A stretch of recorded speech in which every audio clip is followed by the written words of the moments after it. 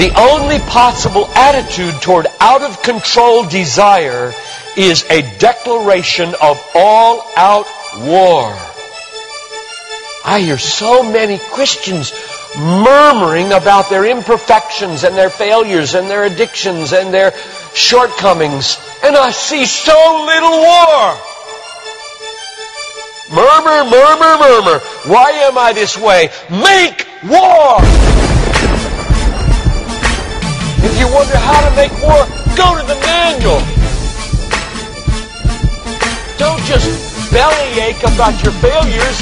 Make war! He says, I'm continuing the quote, there is something about war that sharpens the senses. You hear a twig snap or rustling of the leaves and you are in attack mode. Someone coughs and you are ready to pull the trigger. Even after days of little or no sleep, war keeps us vigilant. There is a mean, violent streak to the true Christian life. But now let's very carefully ask, violence against whom? Or what? Not other people. Not other people. Not other people. Not Muslims. Not Hindus. Not Buddhists. Not atheists. Not secularists. Not nominal Christians. Not wives or husband or children or ornery bosses. But on every impulse in our soul to be violent to other people.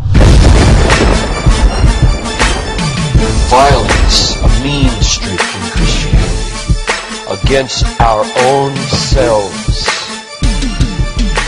And all in us that would make peace with sin and a settling in peacetime mindset.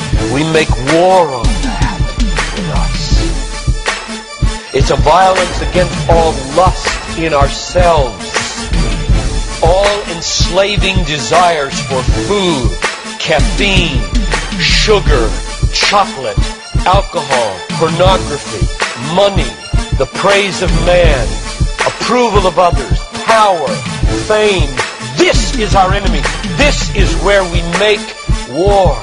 It is a violence against all racism in our souls, all sluggish indifference to injustice in our souls, a violence against all indifference to poverty and indifference to abortion in our souls. Did you know that in the warfare of Romans, Satan doesn't show up until chapter 16. We tend to think of spiritual warfare as this little thing where you find some way to pray or some way to lay hands on or some way to do a Satan thing. Well, that's important. Believe me, that's important. We war not against flesh and blood, but against principalities and powers and world rulers of this present darkness and spiritual hosts of wickedness in the heavenly places. That's important. But you know what? It's not nearly as important as this. Because the only foothold Satan has in your life is your flesh and your sin. Nobody goes to hell because of Satan. The only reason we go to hell is sin. Much more important than fighting Satan is fighting sin. This warfare in verse 13 is vastly more important than figuring Satan out. Get that. My biggest enemy is not Satan. My biggest enemy is John Piper. And he's the only reason I'll go to hell, not Satan. Satan, you don't have nearly that kind of power. And therefore, I really care about us learning how to do this battle. Christianity is not a settle in, live at peace with the world the way it is religion. Like most Christians live their daily lives. Verse 13. If by the Spirit you kill. There's a mean streak in Christianity, and it's not against anybody else but ourselves.